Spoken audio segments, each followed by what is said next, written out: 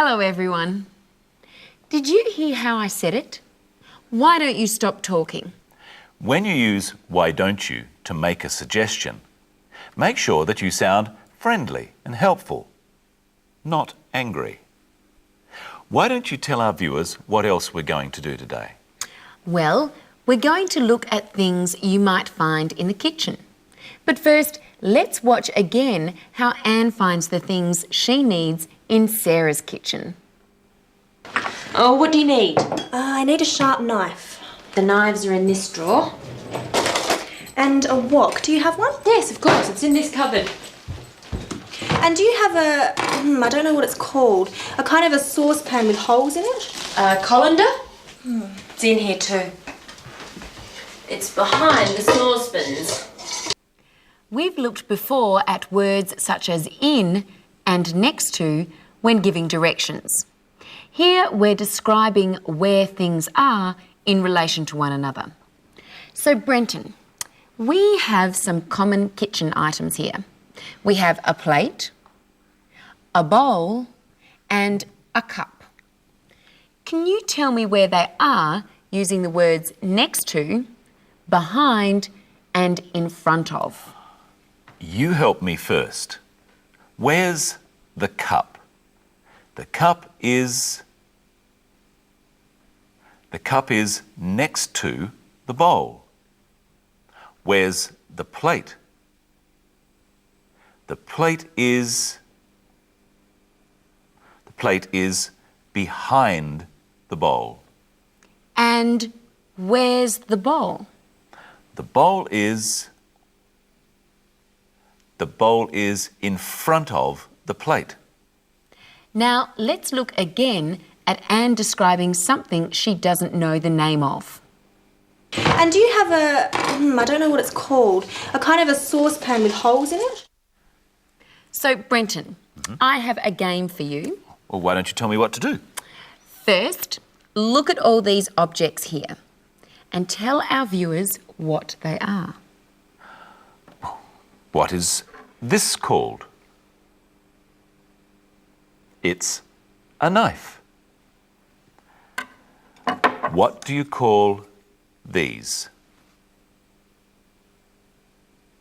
They're chopsticks. What is this called? It's a sponge. What do you call this? It's a grater. Okay, now we'll put the objects in this bag.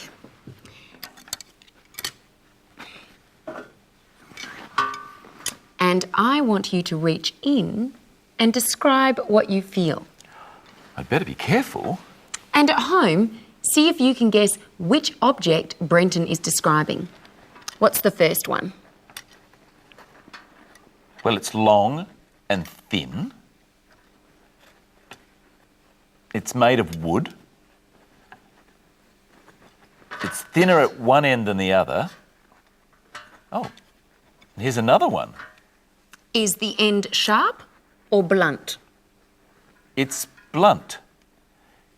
It's chopsticks. What's next? Well, it's long. Oh, and has a point at one end. It has a sharp edge and a wooden handle. Yes, the handle is made of wood, I think. What is it? It's the knife. Are you all right? Oh, I think so. Good. The next one is soft and bends. I can squeeze it. Which object is it? It's the sponge. Well done. Last one. It's made of metal. It has flat sides. The sides are very rough. You know what this is. It's the grater. So you can describe things by saying what they're made of. It's made of metal. They're made of wood. Or whether they're rough or smooth. Or their shape, round or square. Or whether they are hard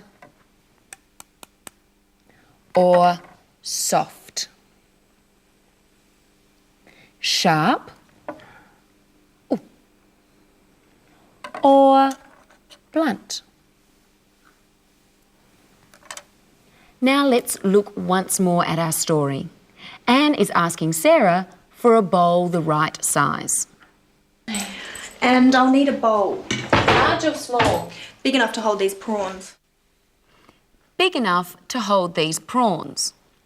If the bowl is too small, the prawns won't fit in it. Here we have 3 boxes and a ball. Which box is big enough to hold this ball, Brenton? Well, let's have a look. This one is too small. It isn't big enough. This one is also too small. It isn't big enough either. This one is okay. This box is big enough to fit the ball. After me, say whether the boxes are big enough or not big enough. This one?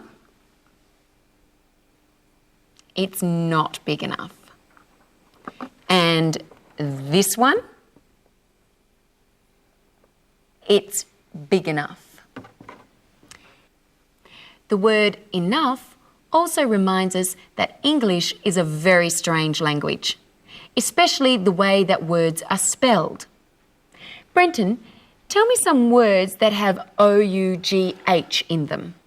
Well, there's though, that's a common one, and bought. I bought this shirt, though it's a bit big for me. Pardon me. Ooh, and cough. You've got a nasty cough. And through. Don't go through a red light. That's enough now. Oh, but there's more. I haven't been thorough. In English, we have to be careful because the way words are spelled doesn't always tell us how to pronounce them. Let's see one more part of our story for another useful expression. How about this one? No, that's too big. I don't need one as big as that. Anne says, I don't need one as big as that. What does she mean? She means that the bowl is too big. We use the word as twice with an adjective in between, as big as, when comparing things. She doesn't need a bowl that size. She needs a smaller one. So, if we look at our boxes again, here's the small ball and the big box. I could say, I don't need a box as big as that for this ball. What else could we compare using as? Well, let's stand up. Brenton is taller than me. So Michelle is not as tall as me. But as we've seen before on Living English, Brenton is not as beautiful as me. Says you. And that's all we've got time for today. We'll see you next time when we look at giving instructions. And Anne cooks her prawns. Here's today's episode of Sisters and Brothers again. Goodbye. Bye. You feeling better now? Yes. The doctor said I should relax. Oh, why don't you sit down? Let me cook. No, I enjoy cooking. It is relaxing for me. Okay then. Well, let me help. Oh, what do you need? I need a sharp knife. The knives are in this drawer. And a wok. Do you have one? Yes, of course. It's in this cupboard. And do you have I don't know what it's called. A kind of a saucepan with holes in it. Colander? It's in here too.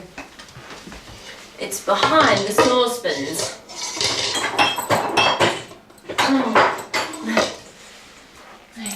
And I'll need a bowl. Large or small? Big enough to hold these prawns. Oh, yum. Prawns. I love prawns.